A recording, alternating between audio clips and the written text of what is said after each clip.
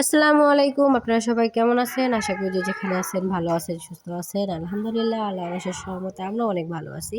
চলে আসলাম আজকে আরেকটা নতুন ব্লগ নিয়ে। তো আজকে আর কি ক্ষেতের থেকে টাটকা টাটকা শাক উঠায় আনছি। যেহেতু এতগুলা শাক খাওয়া যাবে না, তাই আর কি বাজারে দেওয়ার প্রস্তুতি চলতেছে। ছোট ছোট করে মুঠা কইরা কইরা বাঁধা হইতেছে। এটা আমার ভাতিজা। ও আর কি শাকগুলা বাজারে নিয়ে যাব। এখানে আমরা সবাই দাঁড়ায় আছি।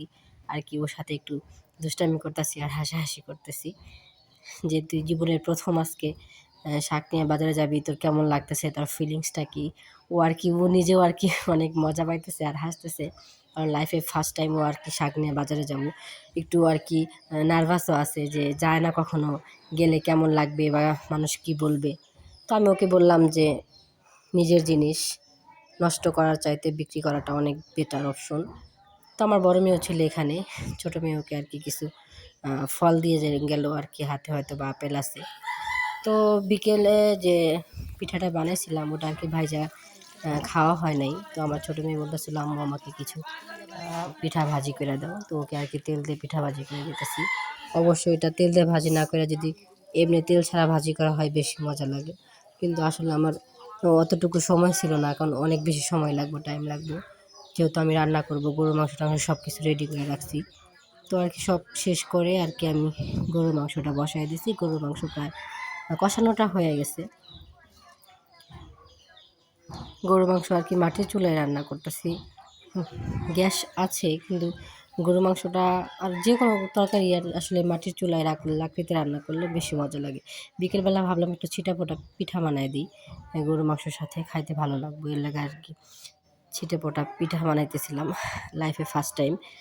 আমি এর আগে আর কি পিঠাটা বানাই নাই। মাঝে মধ্যে আমি আর কি টিকটকে এমনি অনলাইনে দেখি যে এই পিঠাগুলো বানায়, কীভাবে বানাইতে হয়, ওখান থেকে আর কি দেখা একটু মানে চেষ্টা করতেছিলাম যে হয় কি না। তো আলহামদুলিল্লাহ যে আমি আর কি পারছি। আসলে দেখা সব কাজই করা যায়। এটা নিয়ে কোনো মানে এটা নিয়ে আর কি কোনো ভয় পাওয়ার কিছু নাই। তো আমি চেষ্টা করার পরে আমি আর কি সফল হয়েছি যে আমার হয়তোবা পিঠাটা সুন্দর হয় নাই, কিন্তু আমি আস্তে আস্তে পিঠাটা বানানো শিখে গেছি।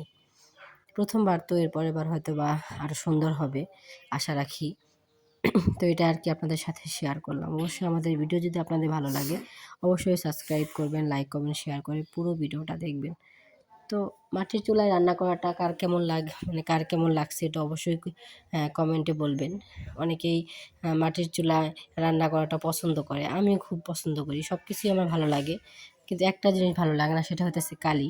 শীতের দিনে আর কি এমনিতেই হাত পা ময়লা হয়, তারপর যদি আর কি পাতিলের কালি লাগে হাতে পায়ে, ওটা সহজে উঠতে চায় না আর কি। ওটা উঠাইতে আর কি হ্যান্ড ওয়াশ, সাবান, অনেক কিছু আর কি। সেদিন যে ঢেঁকিতে গুঁড়া কুটলাম চালের গুঁড়ো, আসলে ওটা ভাপের পিঠার জন্য রাইখা দিছিলাম প্যাকেট কইরা। প্রথমে আর কি ওই পলিথিনে যে রাখছিলাম চালের গুঁড়াগুলা, ওইগুলো আর কি বের কইরা ফ্রিজ থেকে ঠান্ডাটা ছাড়াই নিছি, কারণ অতিরিক্ত ঠান্ডা থাকলে পিঠাটা সুন্দর হয় না।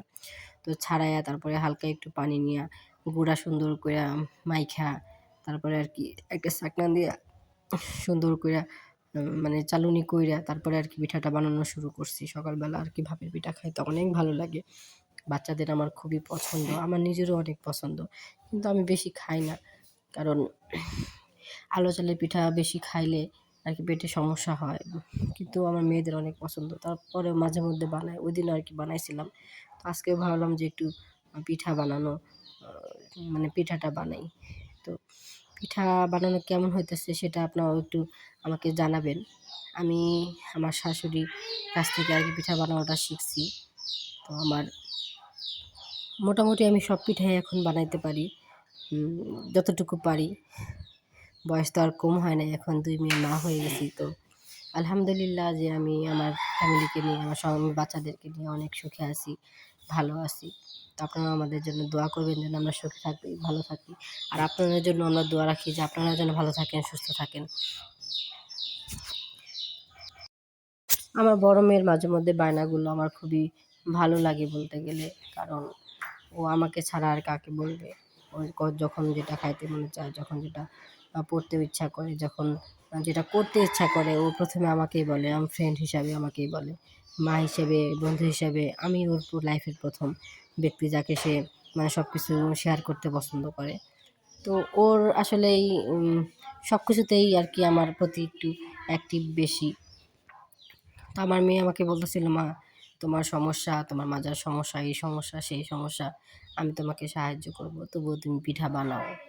তো সেজন্যই আর কি আমার পিঠা বানানো। আমার মেয়ে আমার পাশে ছিল, আমার সব কাজে হাতে হাতে সে আমার সাহায্য করছে। তো এখন আর কি ও আমার পাশে বসে আছে, আর কি বসে থেকে আর কি আমার পিঠা বানানোটা দেখতেছে, বলতেছে আম্মু পিঠা বানানোটা যখন আমি শিখবো তখন আর আমি কষ্ট তোমাকে দেবো না, আর ইনশাআল্লাহ আমিও পিঠা বানাবো সুন্দর করে।